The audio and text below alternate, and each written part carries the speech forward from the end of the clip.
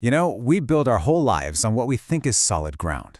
We trust it. We walk on it. We build our homes on it. We sleep soundly on it every night. But what if that trust was, well, completely misplaced?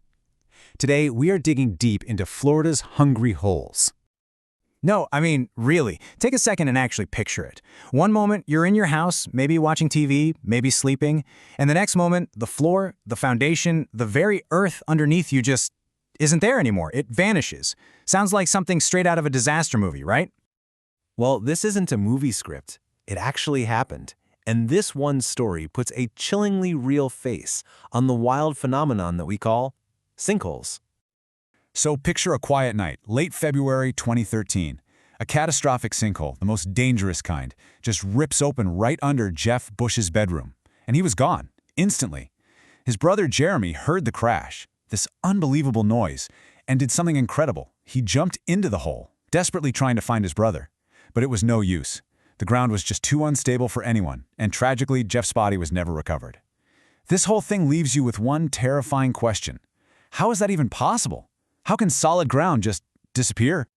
To figure out what happened in Seffner, we have to put on our detective hats and go geological. The culprit here isn't some monster. It's a very specific type of landscape, a hidden world of tunnels and caves that's lurking right under our feet.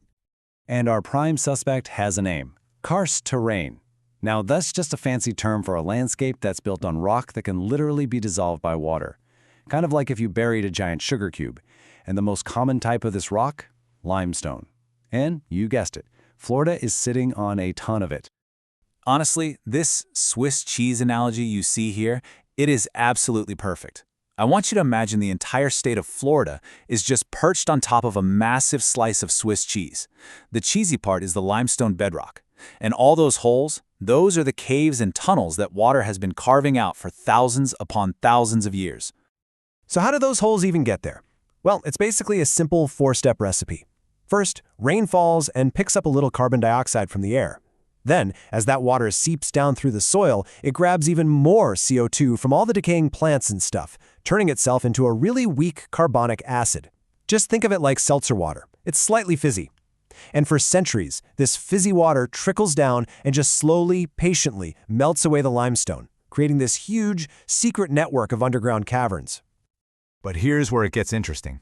Not all of these hidden holes cause the same kind of trouble up on the surface.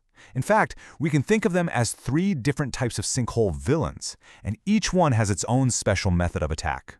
First up, you've got the dissolution sinkhole. This one's this slow and steady type. It just forms a gradual dip as the rock right at the surface dissolves. Then there's the cover subsidence sinkhole. This one's pretty sneaky. It happens when sand and dirt on the surface slowly trickle down into a cave below, creating this gentle, bowl-shaped dip that you might not even notice is happening. But the one we really have to worry about is the cover collapse. This is the trapdoor. See, there's a layer of clay acting like a roof over a huge hidden cavern, and it holds until it doesn't. And then, bam, the ground just falls in, suddenly, catastrophically. This is the villain from the Seffner story.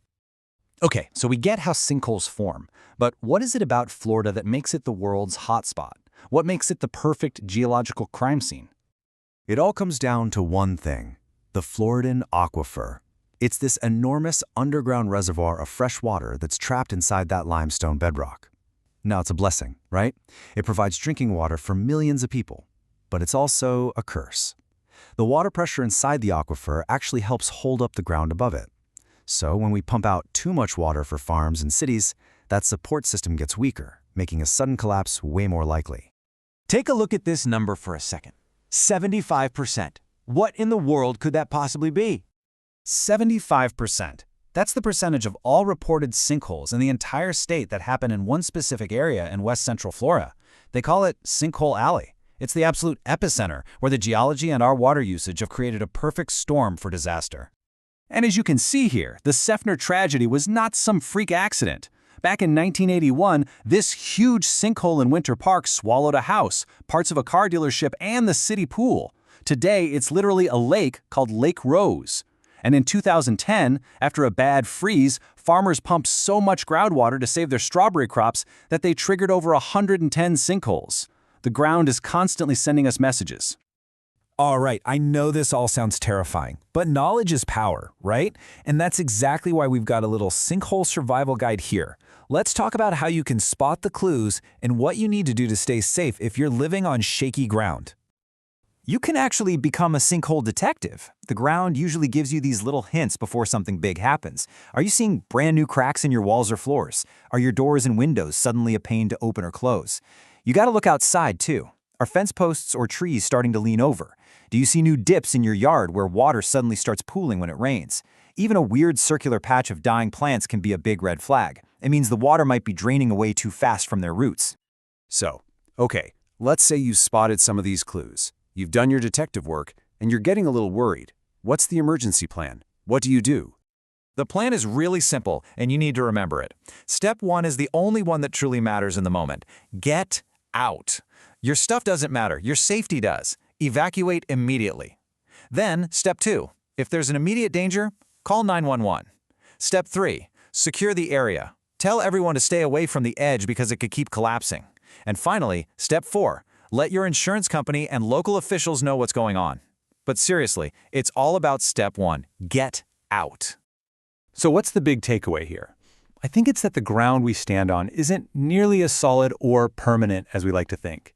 It's always changing. It's part of this incredibly slow-motion story that's being written by water, rock, and just massive amounts of time. A sinkhole? That's just one really dramatic chapter in that much, much longer story. And that kind of leaves us with one last thought. We know the geology, we know what triggers these things, we can even spot the warning signs. The ground is always talking to us, through those cracks and dips and leaning trees. So the real question is, are we paying close enough attention to what it's trying to tell us?